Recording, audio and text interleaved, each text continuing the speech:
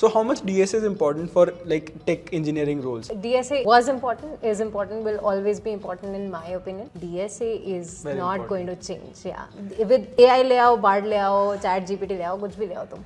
Recruiters are heavily relying on LinkedIn. So it's very important that you are active on LinkedIn and your profile is very well updated. What exactly is a good LinkedIn profile? Recruiter hardly आपके resume को मतलब एक वो saying भी है कि hardly 6 seconds 7 seconds. 7 seconds दिखता है, Right. which is true. How much is the degree relevant? 7 में से एक कैंडिडेट सेलेक्ट होता है, ये एवरेज होता है किसी भी रोल के लिए. Okay. DSA is nothing but assessment of your problem solving skills. Right. If someone like unfortunately gets laid off, so what that person can do? Go all out. When you're looking for a job, go all out. Upload your resume on every portal possible.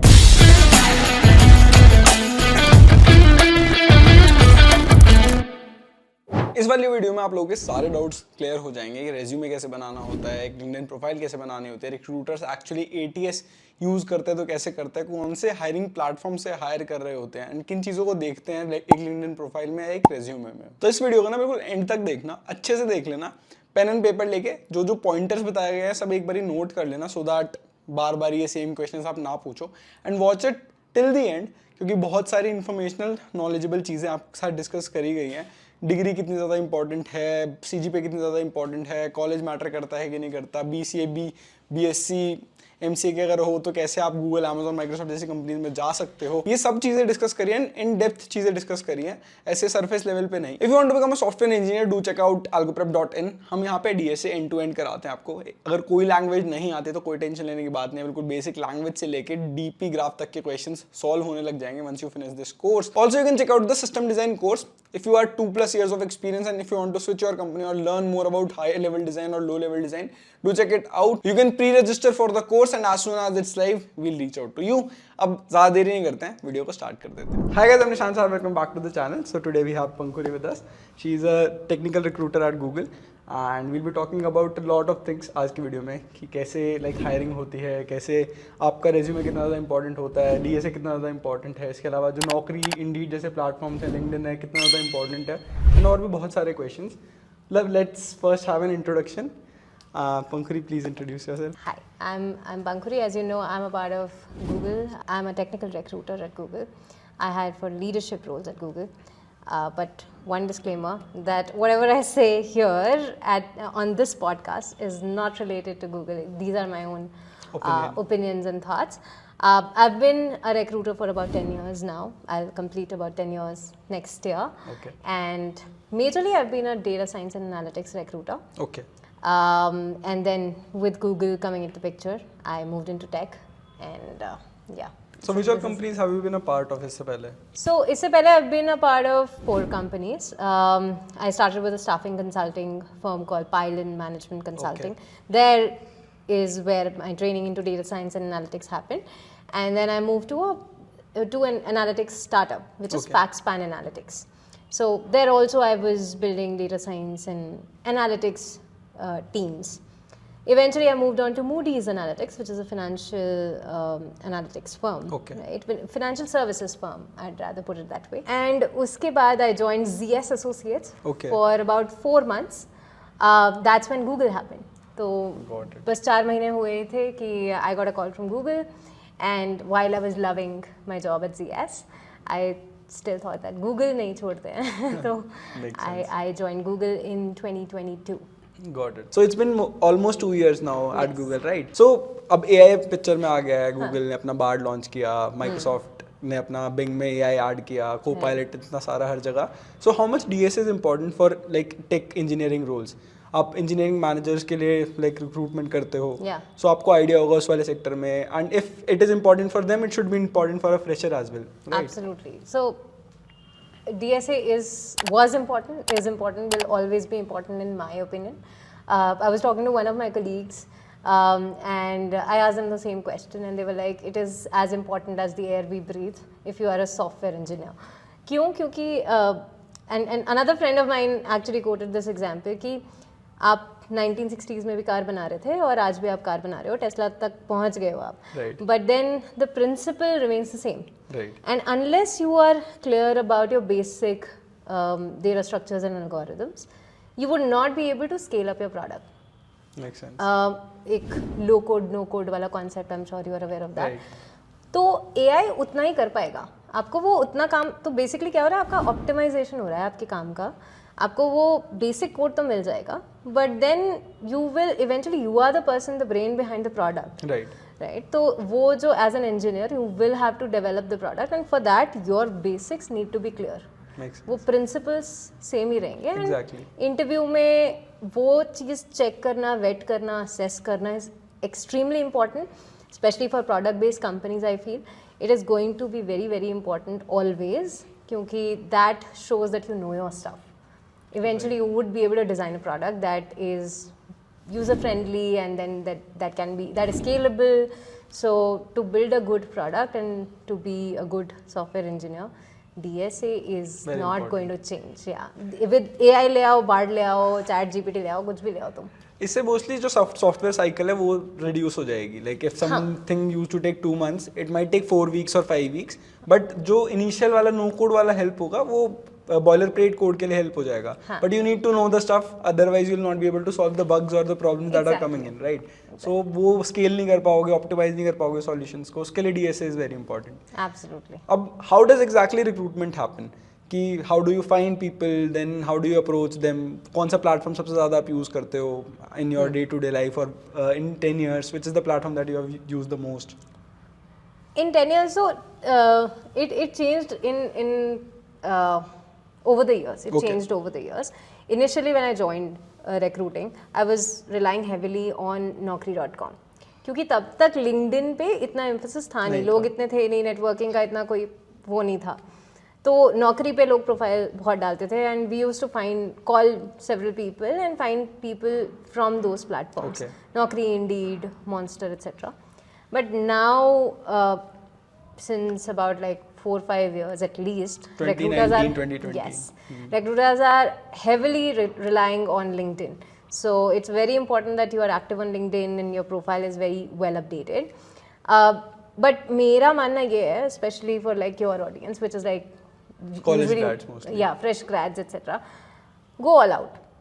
नौकरी पे भी डालो, monster पे भी डालो, सब जगह डालो, जहाँ दिख सकते हो दिखो, क्योंकि आप algorithm है eventually, right? The more your profile is clicked on also is so. हमें नौकरी की ट्रेनिंग मिलती थी, तब वो बोलते थे कि मतलब जो प्रोफाइल सबसे ऊपर आ रहा है, इसका मतलब पहली तो उसके रेज्यूमे में बहुत ज़्यादा कीवर्ड्स हैं और ये है, और कितने क्लिक्स मिले हैं उसको, उस पर भी डिपेंड करता है. Okay. तो वो पुश होती है. Even you know normal Google search करोगे तो भी प्रोफाइल पुश होगी Rank ऊपर. होता है. हाँ, रैंक होती है. तो जितने जगह पर प्लेटफॉर्म्स पे आप डाल सकते हो अपना रेज्यूमे, डालो, रिक्रूटर विल फाइंड यू.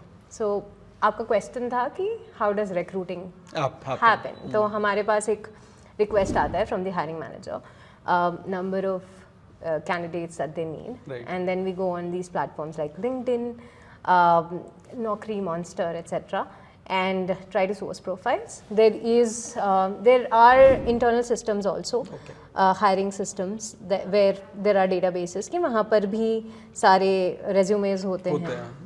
तो हम वहाँ पर भी जाते हैं, एंड मेजरली बड़े कंपनीज में अच्छे सिस्टम्स होते हैं, तो वो उस पर ज़्यादा रिलाई करते हैं, which is ATS, application tracking system, right. तो उससे जो गो थ्रू करके हमारे पास डेटाबेस में लोग आते हैं, उनके प्रोफाइल्स हम लोग स्काउट करते हैं, डिक करते हैं कि कौन सा बेस्ट प्रोफाइल है. पहले ATS से होता है मोस्टली, फिर उसके बाद अगर वहाँ पर कुछ प्रॉपर प्रोफाइल नहीं मिला, then you go to LinkedIn, Naukri and all these platforms. Yeah, and also depends on the kind of profile that we are looking at as well. Right. तो अब अगर कोई niche skill है, right, like अभी तो ML/AI बहुत ही ज़्यादा buzzword हो गया है, but कुछ साल पहले it was a very niche skill. Right. तो हम फिर all out जाते थे कि इधर भी देखो उधर भी देखो. तो मतलब there are multiple platforms, and that's why I say go all out. Right. It's important for your profile to be visible on all platforms, and especially on like LinkedIn. Yes. But yes, if given a choice, I would definitely look at my database first, right? कि वहाँ पर पहले देख लो, आपके पास सब कुछ होगा, details होंगे, contact details, email, everything. Right. Mostly on LinkedIn, it's passive. Not everybody will put their contact details, Right, etc. right. So you rely on emails and messages if the candidate sees your message And or they not. reply. So all of that is there. So हाँ internal systems पे ज़्यादा rely करते हैं. Got it. But what exactly is a good LinkedIn profile? जैसे आपने बोला कि एक लिंक्डइन प्रोफाइल रैंक हो रही है, फिर कैसे अच्छी होती है? What are the things that someone needs to add in a LinkedIn profile to make it good? I would say बहुत सारी चीज़ें हैं, दो चीज़ें हैं. एक एस्थेटिक अपील होती है और एक आपकी मतलब आई वुड से कीवर्ड्स, राइट? कीवर्ड्स बहुत इंपॉर्टेंट है. तो कीवर्ड्स पुश करेंगे आपकी प्रोफाइल को. वन इज़ आपका good LinkedIn profile. I have seen your LinkedIn profile, it's very good. तो एक हेडशॉट होना चाहिए जो कि क्लीन होना चाहिए. आप स्माइल कर रहे हो, आप प्रोफेशनली ड्रेस्ड हो, it's very important. Then it kind of, it's not like कि आपका फेस देख के कोई सेलेक्ट कर रहा है. It's just that it gives a legit thing कि okay this profile is not a fraud profile और अ फेक प्रोफाइल. ठीक है, तो वो आपको बंदा दिख रहा है एंड देन कवर पिक्चर थोड़ा प्रोफेशनल होना चाहिए एंड देन जो टाइटल है आपका वो बहुत इंपॉर्टेंट है. तो अगर आप सॉफ्टवेयर इंजीनियर हो और आपको स्वी जॉब्स ही चाहिए आगे, आपको वो अपॉर्चुनिटीज़ देखनी है, तो आप पहले लिखो software engineer at say Microsoft or XYZ, whatever. And then, you know, you put a line, that thing, and then you put another thing, in your case, like say, college, YouTuber. right. और and then फिर आगे अपना skills डालो. Got it. College, yes, अगर मतलब it's, I would say कि college नीचे भी आ सकता है, but पहली चीज़ ये होनी चाहिए आपका टाइटल, फिर आपकी कंपनी जो एग्जिस्टिंग कंपनी है, एंड देन आपके स्किल्स. तो स्किल्स अगर आप डालोगे तो, क्योंकि रिक्रूटर सिर्फ ये देख रहा है कि बंदा करता क्या है. हाँ. अगर मैं पाइथन डेवलपर देख रही हूँ तो मैं देखूंगी कि भाई बंदे के प्रोफाइल में पाइथन है कि नहीं. अगर वो पहली चीज़ दिख जाएगी पाइथन डेवलपर, तो मैं उसको जरूर क्लिक करूँ. Right, make sense. क्योंकि सबसे पहले और सारी चीज़ें तो बाद में दिखते हैं. जो क्लिक इन द प्रोफाइल, जो फर्स्ट सर्च के बाद आता है, इट में बस name and the first headline that is added. तो जब जो एक रिक्रूटर, लिंक्डइन रिक्रूटर पेज होता है, उसमें जब हम सर्च डालते हैं, उसमें भी हम सर्च करते हैं एंड उसमें डिफरेंट फिल्टर्स होते हैं. तो अब मैं मान लो कि पाइथन डेवलपर ढूंढ रही हूँ और उसमें मुझे चाहिए NLP का भी काम करा होना चाहिए, तो मैं ये सब डालूंगी तो वो पॉपअप होने लगेगा और वही कीवर्ड्स कैच करके, तो वो पहले ही अगर आपके टाइटल में तो दिख रहा होता है, आपकी छोटी सी पिक्चर, आपका टाइटल और आपका एजुकेशन. तो ये 3-4 चीज़ें दिख रही होती हैं. तो अगर this is out of the way and you have been able to like get a chance कि हाँ आपका प्रोफाइल ऊपर आ गया, तो मोर चांसेस कि मैं आपके प्रोफाइल को क्लिक करूंगी. एंड इसके बाद जैसे अगर किसी को एक्सपीरियंस है, someone has like 1 year 1.5 years of experience and उन्होंने या तो इंटर्नशिप्स करी हुए हैं, सो उसमें डिटेल्स डालना कितना इंपॉर्टेंट है? Like what all they have worked on, या फिर कौन से टेक स्टैक यूज़ किया है, कौन सी टेक्नोलॉजीज यूज़ करी है. Because if someone is searching, so that will help in keywords, right? And लोग नहीं डालते जनरली, मैंने भी नहीं डाला हुआ है तो. एंड वो कितना ज़्यादा इंपॉर्टेंट होता है? इम्पॉर्टेंट होता है, बट ऐसे डालो कि वो बहुत कंसाइज रहे. राइट. तो हाँ, रिक्रूटर हार्डली आपके रेज्यूमे को, मतलब एक वो सेइंग भी है कि हार्डली 7 सेकेंड्स देखता है, विच इज ट्रू. ठीक है, मैं बस देखूंगी वो ये वर्ड्स लिखे हैं, उसके बाद पहले तो वो सेलेक्ट हो गया. फिर उसके बाद मैं जब उसको फोन करूंगी, जब when I connect with you, that is when I start digging in कि ओके आपने ये लिखा है, आपने यहाँ से इंटर्नशिप करी है, ये चीज़ करी है, तो अब आप इसके बारे में मुझे ज़्यादा बताओ. Got it. But the only suggestion that I will give is कि अगर आपने इंटर्नशिप में बहुत अच्छा काम किया है तो उसको लिखना बहुत इंपॉर्टेंट है, but do it in a very concise way. 4 to 5 words में अगर कुछ एक स्टोरी टेलिंग वे में आप कुछ लिखते हो तो एक ह्यूमन टच भी देता है. तो पर्सन विल राइट कि ओ मैंने ऐसे ऐसा किया इतना छोटे से में, तो मुझे पहले तो देख के अच्छा लगा, मैंने पढ़ने की एक वो साइकोलॉजिकल चीज़ है, राइट? कि मुझे अट्रैक्टिव लगा, कुछ क्वर्की दिखा, और फिर उसके बाद I will definitely talk to you about कि निशांत उस टाइम पे आपने क्या किया था. Right, interesting. So LinkedIn profile is very important and ये 2-3 चीज़ें तो ज़रूर, if you are like looking for jobs, तो इनको ज़रूर इनकॉर्पोरेट कर लेना. एंड लोग बोलते हैं ATS friendly resume, ATS friendly resume, what exactly it is? Like keywords होते हैं, अच्छा रहता है, या फिर like what exactly is an ATS friendly? लोग काफ़ी ज़्यादा स्कैम करते हैं. जैसे 1-2 एग्जांपल मेरे को पता है, मैंने किसी इंजीनियरिंग मैनेजर या किसी के साथ पॉडकास्ट किया था. So what people used to do is, students ने क्या किया, बहुत सारे कीवर्ड्स डाल दिए रेज्यूमे में लास्ट में एंड उसको वाइट कर दिया. So that will start ranking, because keywords तो उसमें सारे हैं. अगर पाइथन डेवलपर सर्च करोगे, अगर वो लिखा तो वो भी मिल जाएगा, हर जगह डाल दिया. But that is not the correct way to do it, right? So what exactly is a good ATS friendly resume? Glad that you asked that question because that will solve recruiters problem. कि हमारी problem solve होगी थोड़ी सी उससे. ATS friendly resume ये होता है कि एक सिस्टम है जो रिक्रूटर से पहले भी आपका सिस्टम स्क्रीन कर रहा है, आपका रेज्यूमे स्क्रीन कर रहा है, सॉरी. तो अब उससे पास होने के लिए वो एक मशीन है, उसको नहीं पता कि मैं यहाँ से देख लूँ कि पाइथन डेवलपर छोटा सा लिखा है बड़ा सा लिखा है, मुझे नहीं पता। तो पहली चीज़ है कि आई वुड से फॉर्मेटिंग वेरी इंपॉर्टेंट, राइट, क्योंकि वहाँ पर सारा खेल बिगड़ जाता है। आजकल लोग ग्राफ्स डालते हैं और ये सब डालते हैं, पाई चार्ट्स, हाँ ये सब डालने लगते हैं, तो किसी को पहली बात तो टाइम नहीं है वो सब देखने का, और सेकेंडली आपका ATS वो पढ़ नहीं पाएगा, it is not going to be able to read it. And right now at least I can say कि most companies are using very like legacy, हाँ basic you know tools, yes, तो it does not get filtered there. तो पहले तो एक simple सा resume बनाओ, आपके सेक्शंस डिफाइंड होने चाहिए। ऐसे ही अगर आप एप्लीकेशन भरने जाओगे तो आपको यही दिखेगा, पहले आप अपना नाम डालोगे, कॉन्टैक्ट डिटेल्स डालोगे, फिर आपका प्रोफेशनल समरी होता है, फिर उसके बाद एक्सपीरियंस होता है, और उसके बाद एजुकेशन होता है, और फिर स्किल्स वगैरह जो भी थोड़ा आप ऊपर नीचे डालना चाहो। तो मैं कहूँगी बहुत सिंपल रखो, ताकि ATS कहीं वो फिल्टर आउट ना कर दे आपके इमेजेस और इस सब के चक्कर में।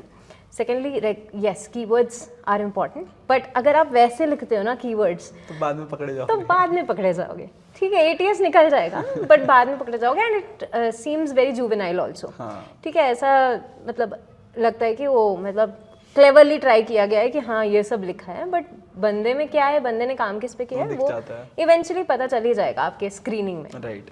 तो पहले तो लाइक आई सेड फॉर्मेटिंग करो। फॉर्मेटिंग में आई वुड रेकमेंड कि 10 to 11 होना चाहिए size of the font, also it is a bit more readable, तो it doesn't irritate your recruiter. बहुत ज़्यादा छोटा होता तो इट्स डिफिकल्ट टू रीड, ज़्यादा बड़ा होगा even on the machine, right. So formatting सही रखनी चाहिए, वो एक पार्ट है। सेक्शन करना चाहिए अपने रिज्यूमे को, तो ये सारे सेक्शंस जो वेल डिफाइंड है उनको आप वहीं पर ही रखो जैसे रखना है। हाई फंडू रेज्यूमे बना के कुछ नहीं होने वाला, आपके फोटो 10 फैंटेसी लगा लो, कुछ नहीं होने वाला है, तो make keep it very simple. Third, I think also make sure that when you are writing these keywords, be smart about these keywords, right? वो जो आपने बोला ना बॉक्स में लगा के वाइट करके लगा दिया, नहीं, so when you are writing, spin some story, like कुछ तो बनाओ, उसके आगे पीछे कुछ लिखो ना, सर पैर क्या किया था, क्या नहीं किया था, तो वो लगाओगे तो आपको आई थिंक बेटर रिजल्ट्स मिलेंगे। वो ATS तो कर जाएगा अगर बस कीवर्ड्स लिखे हुए हैं, but if you don't have the exact explanation कि मैंने इस प्रोजेक्ट पे काम किया था, this was the like issue that I solved and this was the result that I got, मतलब वो वाली मेथोडोलॉजी यूज करके आपको आंसर लिखना होता है, so that you show that you have created some impact in your previous organization. Absolutely right, and it's not needed कि आप बहुत फैंसी वेबसाइट्स पे जाके बनाओ, वियर्ड लगाओ, नॉर्मल वर्ड और डॉक वाले सबसे बेस्ट रहते हैं, वो बेस्ट रहते हैं, यस, वर्ड और डॉक वाले बेस्ट रहते हैं। आप PDF सबसे बेस्ट रहते हैं, क्योंकि it is easily readable by the machine. PDF is the best, बनाओ वर्ड में कन्वर्ट कर लो उसको PDF में, और ग्राफ्स और ये सब प्लीज मत लगाओ क्योंकि हम तो नहीं पढ़ रहे हैं, कौन पढ़ रहा है मुझे नहीं पता। लोग इसमें बहुत ज्यादा वो हो जाता है कि XYZ इतनी सारी रेज्यूमे मेकिंग वेबसाइट्स हैं, वहाँ पे हम चीजें डालेंगे, they will create a good resume for us and बहुत सुंदर दिखेगा, but for software engineers at least it's not about कितना सुंदर दिख रहा है, इट्स अबाउट काम किया है कि नहीं किया है। Normally if you make word doc पे it's good enough, like I made my resume on a word doc and अभी तक मस्त चल रहा है, कोई इशू नहीं आता है उसमें, वो चलेगा। बस ये कहूँगी कि रेज्यूमे में बोथ ATS फ्रेंडली और फ्रॉम द रिक्रूटर्स पर्सपेक्टिव कुछ चीज़ें हाईलाइट कर दो, आपको जो हाईलाइट करनी है वो हाईलाइट कर दो, बोल्ड कर दो, सेक्शन बना दो उसके, बट आप पाई चार्ट्स वगैरह बनाने लगोगे तो कोई नहीं पड़ेगा। Got it. अब नेक्स्ट एक क्वेश्चन है, how much is the degree relevant like for any job? If someone has done BTech, someone has done BCA, BSc, सो सबसे ज़्यादा अगर किसी को प्रेफरेंस मिलती है तो मिलती है कि नहीं मिलती, पहले तो एक ये चीज़, and if someone has done BCA and MCA, क्योंकि बहुत सारे मेरे पास क्वेश्चंस आते हैं कमेंट्स में, if I do BCA and MCA is it equivalent to BTech और not? That is a question जो बहुत लोग पूछते हैं मेरे से, सो डिफिकल्ट क्वेश्चन है आंसर करना। क्यों? क्योंकि बहुत सारे कंपनीज हैं आज के टाइम पे, और कुछ कंपनीज प्रिंसिपल वाइज अच्छे हैं, right, and they don't have any biases as such. हमें ट्रेनिंग्स मिलती हैं ऐसी कि आप अपने बायसेस एलिमिनेट करो, तो उस प्रिंसिपल पे अगर आप जाओगे तो आपको काम आना चाहिए, आपका स्किल आना चाहिए, बट कहीं ना कहीं डिग्री एस इंपॉर्टेंट होती है बहुत सारे कंपनीज, बहुत सारे और कंपनीज में, राइट। तो अगर आप कोई, मैं अगर बोलूँ कि फिनेंस में अगर कोई जॉब है अगर आपकी, तो MBA और ये CFAs बहुत इंपॉर्टेंट हो जाते हैं, because you need to have that background for you to be able to crack that. If you are talking about techies, BCA MCA वाला जो एग्जाम्पल दिया, कुछ कंपनीज बोलेंगे कि हाँ नहीं भाई मुझे तो बीटेक ही चाहिए, मुझे आईआईटी से ही चाहिए, या फिर टॉप टियर 1 टियर 2 से ही चाहिए, ठीक है। बाकी बोलेंगे कि may be other companies will say कि नहीं ठीक है इट्स ओके, बंदे को काम आना चाहिए। There are multiple startups that do not hire you basis your background, right? BCMC हो, आपको कोड करना आना चाहिए, तो बस सिंपल है। But some companies are yes laying a lot of emphasis. You should be a BTech. You should be you should be coming. Some have these biases also कि हाँ IIT से आने चाहिए, NIT से आने चाहिए, तो ये अभी आंसर करना थोड़ा डिफिकल्ट है। But I think in couple of previous years 3-4 साल से I think माइंडसेट बदल रहा है लोगों का। There lot of startups coming in and big firms putting this ethical thing into perspective. तब आई थिंक लोगों स्टूडेंट्स को थोड़ा सा एडवांटेज मिल रहा है कि आपका बैकग्राउंड कुछ भी हो, कौन से भी कॉलेज से आ रहे हो, आपके स्किल्स ज़्यादा इंपॉर्टेंट है। बट हाँ definitely for techies I would say कि हाँ BCMCA BTech MTech is something that या we look at. So if someone is not from BCMC or BTech वाला background but they have very good skills, like so initially I think it would be difficult to get into a very good company, but startups में you can crack into it, right? And after some time like 1 year 2 year experience, उसके बाद अगर फिर apply करोगे तो your chances of getting in are much higher than earlier, right? So sad होने का कोई मतलब नहीं है कि अभी नहीं हो रहा तो कभी नहीं होगा. It's just कि you need some more experience, because if someone has done like their BTech or MCA from a very good college, so they have already put in effort पहले. That's why they are getting results. If you are not able to do that when you were like 19, 18, कोई problem नहीं है. थोड़ा बाद में लगा लो, 2-3 साल. I think 1 साल के बाद भी आप अप्लाई करना स्टार्ट कर सकते हो. अगर मैं ऑब्वियसली एक रिक्रूटर जब टेकी को देखने जा रहा है तो आपने BCMC या BTech MTech का बैकग्राउंड है तो आपने प्रोग्रामिंग करी होगी कॉलेज में. बट अगर उसको यही नहीं पता आपने प्रोग्रामिंग करी होगी तो as a fresh grad entry लेना थोड़ा डिफिकल्ट है. बट हाँ 1 साल लगा लो, 2 साल लगा लो और लीड कोड ये सब है, प्रैक्टिस करते रहो. I think good recruiters, good companies are waiting for you in that case. Makes sense. If someone is from XYZ college and they have decent CGPAs, so एक minimum कुछ criteria होता है, like कि 7 चाहिए, 8 चाहिए, 9 चाहिए, and what is a decent CGPA? Not अब 8-9 है तो बहुत बढ़िया है, right? But minimum बार क्या standard होता है कि यार इतना तो चाहिए ही होता है अभी companies में? अलग अलग कंपनीज का होता है. राइट. इसमें भी राइट आपके कुछ कंपनीज 8-9 वालों को लेते हैं, कुछ कंपनीज का कट ऑफ होता है कि हाँ आप 6 को भी ले लोगे, right. But I think if I have to talk about it in a general sense, I think 7-8 के बीच में अगर रखोगे तो चलेगा, डिसेंट है कि आप किसी भी कंपनी में मतलब फिर जा सकते हो. मतलब आपके पास ऑप्शंस होंगे, ऐसा नहीं आप ऑप्शंस नहीं होंगे, पर हाँ मतलब 7 के नीचे थोड़ा सा मुश्किल हो जाता है. ये तो मैंने कॉलेज में भी देखा था. सो हमारे कॉलेज में like a lot of companies used to come, so 7.5 was the basic average वाला, कि इसके ऊपर है तो 80% 70% companies will be able to set. उसके नीचे फिर 6 वाली लाइन में तो it's difficult, like you will get 10 या 20% कंपनीज की opportunities. And I think similar is for off campus also. So either you are too good कि आपके स्किल्स भी बहुत अच्छे हैं, आपको रेफरेंस के थ्रू या फिर रिक्रूटर्स ने डायरेक्टली रीच आउट किया, आपने GSOC कर लिया, बहुत सारे हैकाथॉन्स जीत लिए. If you have worked on your skills and CGPA थोड़ी एवरेज है तो फिर भी चल जाता है. बट अगर आपने CGPA भी कम रखी है, ये सब भी नहीं किया है तो इट्स डिफिकल्ट, राइट. हाँ फिर तो मतलब फिर आप कर क्या रहे हो, पहली बात तो है ना. आप कर क्या, आप पढ़ाई भी नहीं करी, स्किल्स भी नहीं है, तो फिर कोई मतलब नहीं है. और कुछ चीज़ें ऑन पेपर लोग बोलते हैं कि वो मैं बहुत बड़ा 30 मार्क हूँ, मुझे तो बहुत अच्छा कुछ आता है, बट कुछ चीज़ें ऑन पेपर दिखनी चाहिए. कि हाँ भाई डिसेंट CGPA, जैसे आपने बोला कि 7.5 is something that you should maintain for you to be able to get that opportunity.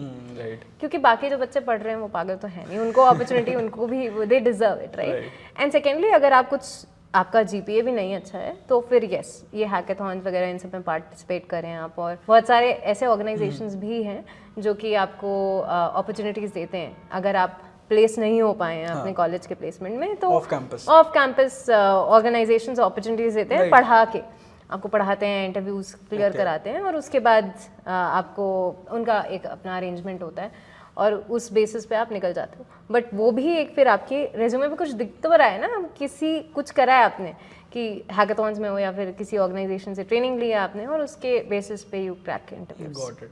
अब जो ब्रांच होती है, how much is that important? Like if someone is from CSE versus someone is from civil mechanical branch, but coding में if they are same, so does that CSE ECE person gets a little preference over the other person, and if someone is getting more preference, तो वो दूसरे लोग कैसे उसको overcome कर सकते हैं? Like if someone is from mechanical or civil, but they are good at coding, उनको पसंद है करना, उनको अच्छा लगता है, they have like done hackathons, they have participated in contest, lead code भी अच्छा कर लिया, सब कुछ कर लिया, so how they can like be par at the others जो जिनके पास CSE ही थी? राइट, तो रिक्रूटर का एक स्क्रीन करने का तरीका भी होता है, ठीक है। अब आप मेरे हायरिंग मैनेजर हो, आपने मुझे बोला कि पंखुरी मुझे सॉफ्टवेयर इंजीनियर चाहिए, और अगर आप, फिर मैं जाऊंगी लिंक्डइन, नौकरी वगैरह पे, और आपके मतलब अगर आपके ब्रांचेस वगैरह देखूंगी तो yes, computer science makes sense. वही मैं बोल रही हूँ ना कि आपने पढ़ाई करी है उस चीज़ की, तो it will be easier for you to clear interviews also, and I am assuming, this is a bias, I am assuming कि हाँ आप क्लियर कर ले जाओगे, but yes, so short answer yes, preference मिलती है। अब उसको ओवरकम कैसे करें? डालो रेज्यूमे में जो आपने बोला ना, हैकाथॉन, ये सब, तो एक कोई भी रिक्रूटर एक बंदे को इंटरव्यू करके हायरिंग डिसीजन नहीं लेता है, ना ही हायरिंग मैनेजर लेता है, वो किसी भी कंपनी में हो, ठीक है। तो मान लो 10 में से एवरेज ये होता है कि 10 में से 7 में से एक कैंडिडेट सेलेक्ट होता है, ये एवरेज होता है किसी भी रोल के लिए। अगर बहुत नीश है तो वो चीज़ें एप्लीकेबल नहीं होती, बहुत स्पेशल स्किल सेट है तो, बट मैं एवरेज बोलूँगी 7 में से एक सेलेक्ट हो जाता है। तो वो 7 में से एक आप हो सकते हो, या 2 आप हो सकते हो, अगर प्रेफरेंस मिल भी रही है तो ये सारी चीज़ें भी मैटर करती हैं। बट आई थिंक एक एग्जांपल है, like Subesh is from mechanical, he is GTU mechanical and he is working at Google right now, मेरा दोस्त है। सो वो जनरली क्या करता था, I don't know if it's right और नॉट, उसने कभी ब्रांच नहीं लिखी रेज्यूमे में, so he just used to write DTU। अब वो DTU के लिए जब स्क्रीन होता है तो हो जाता है, CG पे लिखता है, बट ब्रांच कहीं नहीं लिखता। But he has worked at like 2-3 companies, he has worked at Scaler, so वो सॉफ्टवेयर इंजीनियरिंग का एक्सपीरियंस आ जाता है साथ में। So maybe that might have helped him, because वो कभी ब्रांच नहीं लिखता था। तो मैं as a recruiter I would always say, ये स्मार्टनेस कर रहे हो ना तो करो, है ना, अगर फायदा हो रहा है उस चीज़ से तो करो। अगर आपका ब्रांच लिखा ही नहीं है, and honestly most companies they are, unless it's like fresh grads के लिए थोड़ा सा होता है, कैंपस रिक्रूटर्स जब आप होते हो तब थोड़ा सा होता है कि आपको दिए जाते हैं बेंचमार्क्स कि हाँ ये ब्रांच होना चाहिए, बट अगर 1 साल का 2 साल का एक्सपीरियंस है तो इट डजंट मैटर। तो अगर फ्रेश ग्रेड हो तो हाँ मत लिखो ब्रांच, है ना, और नहीं 1 साल 2 साल बाद भी मत लिखो ब्रांच, बट अगर रिक्रूटर ने पूछ लिया तो बतानी पड़ेगी, उधर निकलना है तो आप वैसे ही निकल जाओगे। बट आई थिंक हाँ it is in this thing, it is a good way. I discovered it today. Yeah, I discovered it today. मतलब क्योंकि I think मैंने नहीं दिया इतना ध्यान। I have always felt, and it's not just me कि मैं बहुत महान हूँ। Most of the recruiters, they believe in giving opportunity. Got it. क्योंकि उनका तो काम है। Honestly, it's my job to get the candidate, and I would be questioned if the candidate is not good. तो मतलब अगर अच्छा candidate मैं ला रही हूँ तो it's my job is done. तो मेरे लिए फ़र्क नहीं पड़ता आप मैकेनिकल से हो, आप CS से हो, आप क्लियर करो इंटरव्यू और आप आ जाओ, तो हमारा काम होना चाहिए। आप अच्छा काम कर रहे होगे तो आप डेफिनेटली इंटरव्यूज तो डेफिनेटली क्लियर कर ही लोगे। बट हाँ, last thought is on this bit is कि most companies now the mindset is changing, तो ब्रांच से ज़्यादा फ़र्क नहीं पड़ रहा है, इसलिए आप अपने स्किल्स पे बहुत ज़्यादा काम करिए और रेज्यूमे में डालो आप। Resume visibility, LinkedIn visibility is very very important in today's time. Right. So एक और question था कि if someone is like they got a role at XYZ company, उनको X salary दे रहे हैं वहाँ पे, so how can someone negotiate it, and कितना mostly range होता है जिसमें वो negotiate actually कर सकते हैं कि अगर X मिल रहा है तो वो 2X तो नहीं जाएगा मोस्टली, वो कुछ परसेंटेज होगा, 10%, 20%, 30% जो रिक्रूटर्स के हाथ में होता है, फिर हायरिंग मैनेजर्स के पास होता है। There must be some certain limit, right? Okay, so fresh grads के लिए कहीं ना कहीं एप्लीकेबल नहीं होता है, क्योंकि आप सैलरी बता के जाते हैं कॉलेजेस में कि हाँ इतना पैकेजेस, इतने स्टूडेंट्स, तो वो एप्लीकेबल नहीं है फॉर एक्सपीरियंस पीपल। हाँ, रेंजेस होते हैं, it is very common knowledge कि हाँ रेंजेस होते हैं, उसके ऊपर नहीं मिलेगा, उसके नीचे नहीं मिलेगा। अब अगेन से मैं एस्टैब्लिशिंग कि मैं किसी पर्टिकुलर कंपनी की बात नहीं कर रही हूँ, पर मेरा टिप ये है, और हमेशा मैं किसी को भी बोलती हूँ, कभी भी आप अपनी तरफ से एक्सपेक्टेशन मत बताओ। क्यों? क्योंकि अगर आपने कम बता दिया तो आपको कम ही मिलेगा, है ना। और अगर आपने ज़्यादा बोल दिया तो ज़्यादा कुछ होता नहीं है ज़्यादा, पर हाँ ये लगता है कि ओ इसको मार्केट का आइडिया नहीं है। हाँ. तो सैलरी नेगोशिएशन में 2 चीज़ें काम करती हैं, एक अपना मुंह नहीं खोलना जब तक रिक्रूटर नहीं मुंह खोलेगा, हाँ. है ना, और दूसरा अपना मार्केट रिसर्च करके जाना है। ग्लासडोर है और आप लीड कोड डिस्कशंस है, हाँ उसमें भी जी। बहुत मिल जाता है. हाँ, आपको बहुत सारे सोर्सेज हैं आजकल तो Right. To network and get to know कि ये सैलरी रेंजेस होते हैं, उसी रेंज में आप मांगो। तब मांगो जब मतलब एकदम ही कोई चारा ना बचे। हाँ. बट मोस्टली अच्छे कंपनीज में तो आपके एक्सपेक्टेशन ऐसा पूछते भी नहीं है, पहले आपको ऑफर देते हैं, उसके बाद आप नेगोशिएट करते हैं। तो क्या होता है इससे, अगर आप अपनी पहले से अपना नंबर दोगे तो आप नुकसान में आ जाओगे अगर आपने कम दिया है तो always say that you know I would want to see what the company has in store for me, right? What do you think I'm worth and valued at, and उसके बाद आप अपना नेगोशिएशंस करना स्टार्ट करो। Market research भी बहुत important है। तो अगर आपको पता चल गया कि इस रोल के लिए 1 से 2 लाख के बीच में पैकेज मिलता है, और रिक्रूटर वापस आ रहा है बोल के कि ओके 1.5 लाख का आपका बेस है और फलाना ढिमकाना वेरिएबल्स हैं, तो 2 चीज़ों में आप नेगोशिएट करो। One is base, ठीक है, because that is your in hand salary almost after some certain deductions. उसमें आप जितना मैक्सिमम ट्राई कर सकते हो, 2 लाख तक है तो 2 लाख तक करो, मर पिट के करो। बट देन 1.8 तक भी अगर वो आ जाता है और फिर उसके बाद बोलते हैं कि नहीं, तो फिर आप वेरिएबल्स पे जाओ। Okay. तब आप बोलो मुझे बोनस चाहिए, बोनस का परसेंटेज बढ़ाओ। जनरली उसमें जो आपका वेरिएबल बोनस होता है उसके ब्रैकेट्स होते हैं, तो उसमें तो चेंज नहीं होता, but bonus sign on bonus की बात करें, ज्वाइनिंग बोनस. हाँ, ज्वाइनिंग बोनस आप जितना ले सकते हो लो, क्योंकि एक वन टाइम कॉस्ट है उनके लिए, उनको ज़्यादा प्रॉब्लम होती नहीं है इस चीज़ से। ये कॉम्पेंसेशन हैंडल करने के तरीके हैं, और फिर देन आपके इक्विटी और ये सब जो डिफरेंट कंपनीज में होते हैं उन सब पे नेगोशिएट। एंड जब कोई दूसरा ऑफर लेके आता है तो that helps mostly, right? If someone has a competing offer, तो that help to get a better offer from other company? In some companies yes, in some companies not No. at all. Okay. Right, तो इन some companies ये like कि हाँ ये है, ऐसा है, लेना है तो लीजिए, नहीं तो तो बाय। और कुछ कंपनीज में यस होता है कि हाँ अगर आप कंपीटिंग ऑफर लेके आओगे तो आपको मिल जाएगा, but in most cases, most क्या 100% ऑफ द केसेस, वो जो रेंज है, अगर मान लो 2 लाख तक की रेंज है, उसके ऊपर आप कुछ भी ले आओ तो नहीं देते हैं, अगर अनलेस आप बहुत ही एक एक्सेप्शनल कैंडिडेट हो। कि आपने इंटरव्यूज बहुत ही अच्छे दिए हैं, बहुत अच्छे दिए हैं और रोल में बहुत रिक्वायरमेंट है। जैसे प्रोडक्ट बेस्ड कंपनीज में कम होता है क्योंकि उनके पास 10 कैंडिडेट हैं और उनका कुछ टाइम सेंसिटिव चीज़ नहीं है, है ना। कभी भी ले सकते हैं। सर्विस कंपनीज के पास भी 10 कैंडिडेट्स हैं, 20 भी हैं उनके पास तो, बट उनका टाइम सेंसिटिव है कि ओके आप फुल टाइम एम्प्लॉयज जो बिलेबल एम्प्लॉयज होते हैं, तो उनकी बिलिंग जा रही है, उनका पैसा कम हो रहा है, तो जल्दी लाओ, जल्दी से करो। तो उस चक्कर में हो सकता है आपको थोड़ा सा आपको एडवांटेज मिल जाए from a competing offer. Okay okay. And last question, like ये ले ऑफ्स, रिसेशन वाला पूरा टाइम चल रहा है, if someone like unfortunately gets laid of,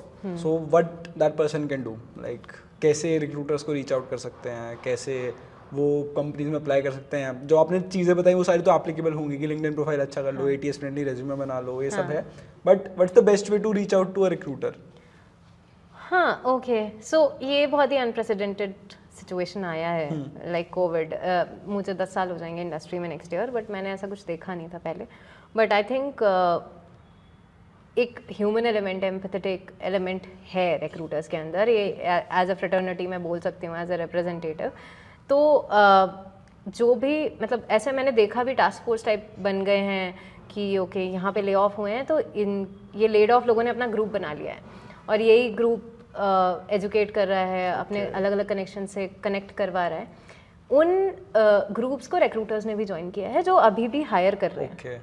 तो वहाँ पर एक वो तरीका है आपका, ठीक है। तो जो ले ऑफ होते हैं लोग, उनका एक ग्रुप बन जाता है, उसी में ही वो नेटवर्किंग करते हैं। कई लोग लिंक्डइन पोस्ट डाल देते हैं कि हाँ okay I have been laid off and I will, so ऐसा नहीं है कि recruiters, I have personally commented on lot of post की हाँ okay commenting for better reach, and if I have the role I have definitely reached out to them as well. अगर नहीं है role तो थोड़ा मुश्किल हो जाएगा। तो apart from yes ATS friendly resume, LinkedIn, इसीलिए आई थिंक नेटवर्किंग बहुत इंपॉर्टेंट है, क्योंकि अगर आप कहीं पे भी हो और आपके बहुत सारे कनेक्शंस, तो कहीं ना कहीं एक ना एक जगह से आपको रास्ता मिल जाएगा। रिक्रूटर्स को रीच आउट करने का एक और तरीका ये भी है कि आप लिंक्डइन पे मैसेजेस ईमेल्स कर सकते हैं, but I tell you very honestly कि बहुत सारे मैसेजेस आते हैं, तो how do you stand out from that? पहली बात तो आप क्रिस्प मैसेज लिखो, ऊपर लिंक्डइन हेडलाइन जो होती है आपके मैसेज की हेडलाइन उसी में ही डाल दो पहली बात तो I been laid off, I need a job, तो recruiter will yes identify and they will also. So ऐसा नहीं है कि हर चीज़ एम्पैथी पे काम कर रही है, उनका भी फायदा है ना कि आप इमीडिएटली अवेलेबल हो, आप इंटरव्यू रेडी टैलेंट हो, क्योंकि आप ले ऑफ हुए अगले दिन से आपने किताब खोल के पढ़ना शुरू कर दिया, आप लीड कोड पे हो, इधर हो उधर हो, तो उनका भी फायदा है, ऐसा नहीं है। And then empathy factors of course come in, people generally are nice people who want to help each other, right? So पहले तो आप वहीं पे ये कैची लाइन डालो कि हाँ भाई you need this, right? And secondly if you you contact other people and make it very simple. कई लोग बोलते हैं हाय ऑन लिंक्डइन, ये तो होता right? Hi Pankhuri, how are you? Hi Pankhuri, how are you doing? उससे कैसे पता चलेगा? हाँ, तो मुझे लगता है कि भाई कौन हो आप, मैं क्यों बताऊँ आपको how am I doing today? तो आप लिखो कि hi Pankhuri, I am XYZ, I have been laid off from this and this is my profile. Even if so मैं लीडरशिप हायरिंग करती हूँ, राइट? उसके पहले मैं एनालिटिक्स हायरिंग कर रही थी, तो अगर कोई डेटा साइंटिस्ट का मैसेज आता था मैं तुरंत उसको खोलती थी, तुरंत रिप्लाई करती थी, है ना? अगर किसी का कोई है मतलब दूसरे प्रोफाइल से सेल्स का, तो मैं उसको रिप्लाई नहीं करूंगी इतनी जल्दी। क्यों? क्योंकि मेरे पास बहुत सारे मेल्स और मैसेजेस आ रहे हैं। तो आप एक ये भी चीज़ लिख सकते हो कि even if you are not hiring for this role, can you connect me with somebody, right? Most recruiters would not like say this themselves कि हाँ I will connect you with somebody, but अगर आप ऐसे लिखते हो तो या there is a chance. Now again like yes it can fall to deaf ears, there is a possibility of that, but mostly I think आपको जवाब मिल जाना चाहिए। अगर आप 10 लोगों को बोलोगे नहीं तो वो 2-3 कैसे मिलेंगे? Like you have to reach out to people and you'll have to try, like you are at a situation जहाँ पे आपको ट्राई करना पड़ेगा, तो करना चाहिए। एंड 10 में से 2 भी रिप्लाई कर देते तो you have 20% chance at least to get something, right? And you should increase the number of people you are reaching out to. Absolutely. अगर 10 में 2 आ रहे हैं तो 50 में it will be like 10. So वो 10 opportunities you will get. So try to apply as much as you can. Yes, I think mass reach outs करने चाहिए ऐसे टाइम पे, and in fact like even for freshers I have always said कि मेरे भी छोटे भाई बहन हैं, मैंने उनको भी बोला, मैंने कहा कि अप्लाई कर दो, जहाँ पे भी करना है कर दो, go all out. When you're looking for a job, go all out. Right. Upload your resume on every portal possible. Reach out to every person you know and say that, okay, I'm looking for a job. These are my skills. So, and I have always touched wood. I have always gotten jobs basis networking only. And most of the times, except for once, most of the times I've gotten passive reach outs. I was not looking out. क्यों? क्योंकि मैं in touch रहूँगी लोगों से, अब मैं आपसे connected हूँ तो अब मैं इन टच रहूंगी कि हाँ क्या चल रहा है निशांत, कैसे चल रहा है, ऑल ऑफ दैट। आपकी उससे नॉलेज भी बढ़ती है एंड रिकॉल वैल्यू भी रहती है। तो recall value is very important. आपका brand name is another thing, but how do you create that recall value is very important. How are you with people is also very important. Right. तो eventually I think थोड़ा human aspect, recruiting में human aspect बहुत important हो जाता है eight one point, तो उस पे भी फोकस करना चाहिए rather than just you know keywords लगा दिए वाइट में हाईलाइट कर दिए वो थोड़ा चल जाता है कभी कभी बट मोस्टली नहीं चलेगा. Got it. Pankhuri, last question from you. If you have any tips, if someone is a fresher, fresh out of college और 1-2 साल experience है, उसके बाद they are looking for jobs. So what are the 2-3 important factors or points जो आप उनको बताना चाहोगे? If you are a techie, DSA is the Bible, right? You know that, right? आपको बहुत अच्छी पकड़ होनी चाहिए DSA के concepts पे, बिकॉज इंटरव्यूज़ में वही पूछेंगे. आप बड़े से बड़े कंपनीज में चले जाओ, छोटे से छोटे स्टार्टअप में चले जाओ, स्टार्टअप से मे भी नहीं पूछेंगे कि इतना, क्योंकि हो सकता है उनको पता है कि इसी टेक्नोलॉजी पे काम तो आपको हो सकता है इतना ना पूछें, बट अगर आपको बड़े कंपनी में क्रैक करना है तो वहाँ पर आपकी understanding of these basic concepts is very important. तो DSA तो मतलब आप बिल्कुल ही उसको ये मैं भी बताता हूँ, लाइक जैसे गूगल, माइक्रोसॉफ्ट, अमेजोन है, they hire for a generic role कि आपको एक सॉफ्टवेयर डेवलपमेंट इंजीनियर हायर करेंगे, they can give you any work. So that's why they test on your DSA skills, क्योंकि वो बेसिक्स हैं. अब उनको वहाँ जाके मैं, जैसे मेरे को iOS का काम मिल गया था, now I am working on front end, अगर मेरे को बीच में बैक एंड दे दिया, so I can learn things and work on those things.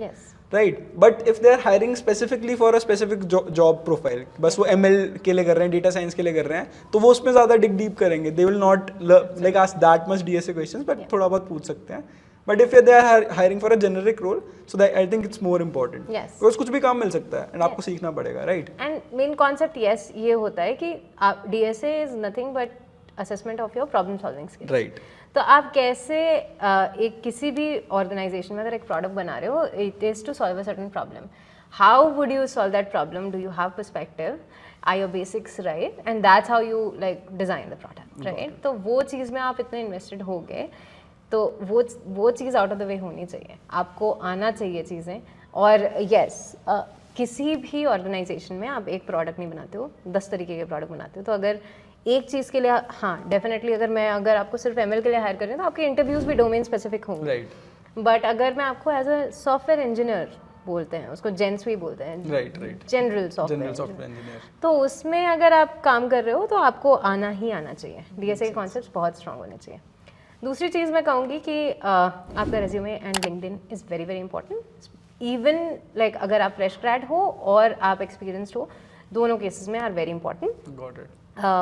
Like I said, बहुत फैंसी फंडू नहीं बनाना है, बहुत बेसिक बनाना है, बट इंपॉर्टेंट चीज़ें हाईलाइट करनी है. आजकल तो इतने जेन AI टूल्स आ गए हैं आपके नैरेटिव्स के लिए, आपको समराइज करके वो तुरंत दे देते हैं चीज़ें. तो आपका रेज्यूमे आप खुद लिखो. हाँ वेरी इंपॉर्टेंट एक चीज़ मैं डेफिनेटली बोलना चाहूँगी, रेज्यूमे में आप आई फर्स्ट पर्सन में बात नहीं करते हो, ठीक है? आप बोलोगे developed software of this using this in this tech stack. But LinkedIn पे, because it's like it's personal, yes yeah, and you are networking also there. तो वहाँ पर it's very important talk in first person. Okay. I did this, we made this. I say हमेशा we better होता है because it shows your team spirit also. But first person में बात करना is very important. तो ये दो, these are very psychological things, makes a big impact, right? तो वो चीज़ बहुत इंपॉर्टेंट है. लिंक्डइन प्रोफाइल बहुत ही स्ट्रॉन्ग रखना इंपॉर्टेंट है. रेज्यूमे से भी ज़्यादा लिंक्डइन इंपॉर्टेंट है. मैं अपना पर्सनल ओपिनियन है मेरा ये कि मैं जब भी किसी भी कैंडिडेट को, अगर मेरे पास उसका रेज्यूमे है भी, तो मुझे वो ब्लैक एंड वाइट देखने में बिल्कुल अच्छा नहीं लगता. मैं जाती हूँ लिंक्डइन पे, देखती हूँ वो क्या कर रहा है. समरी में भी पढ़ती हूँ. समरी में इट्स वेरी इंपॉर्टेंट कि आप समरी में लिखो एंड हमेशा रेलेवेंट चीज़ें ज़्यादा लिखो. तो जो भी रेलेवेंस, से फॉर इंस्टेंस आप ढूंढ रहे हो जॉब, आप पाइथन डेवलपर हो, पर आपको अब जावा में मूव करना है, तो आप जावा वाली चीज़ें ज़्यादा हाईलाइट करोगे. सेकेंडली, अगर अभी आप माइक्रोसॉफ्ट में हो, इसके पहले आप एप्पल में थे, उसके पहले आप फ्लिपकार्ट में थे, तो पहले आप माइक्रोसॉफ्ट लिखोगे, फिर उसके बाद तो अभी करेंट क्रोनोलॉजिकल ऑर्डर में लिखना होता है. That is also very important because I am interested more in knowing कि अभी आप क्या कर रहे हो, क्योंकि वो सबसे ज़्यादा आप कर रहे हो, लाइक सबसे ज़्यादा, हाँ उसमें स्किल्ड हो गए, तो वो एक रिसेंसी वाली चीज़ भी होती है. और थर्ड चीज़ है recommendations, very important on LinkedIn. Okay. जितना नेटवर्क कर सकते हैं करिए, और उसके बाद जो रिकमेंडेशंस हैं वो ज़रूर लो. Even as a fresh grad आपके प्रोफेसर्स रिकमेंड कर सकते हैं. आप जहाँ इंटर्नशिप कर रहे हैं वहाँ के लोग आपको रिकमेंडेशंस लिख सकते हैं.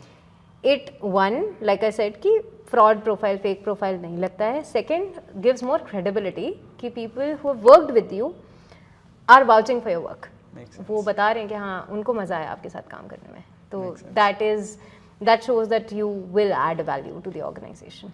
Got it. So thank you so much. I think it was a very interesting plus बहुत knowledgeable conversation थी. बहुत सारे doubts मेरे को भी थे, and जो लोग देख रहे होंगे उनको बहुत सारे doubts clear हो गए होंगे, सारे ही हो गए होंगे. We have talked about everything end to end, कि अगर अप्लाई करना है तो कैसे कर सकते हो, how you can be a better, make a better profile and everything. Right. So thank you so much for taking out time. It was a pleasure having you on my channel. Likewise, you're doing some great work.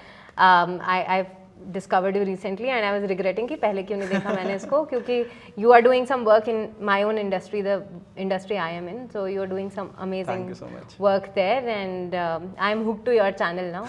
कुछ tips देते रहना, आप भी क्या चल रहा है market में, आप ज़्यादा connected हो अभी इस टाइम पे, तो we'll keep in touch. Definitely. So thank you so much. Thank you so much for watching this video. I hope आप लोगों को पसंद आई होगी. Do like it, share it with your friends, and I'll see you in the next one. Bye.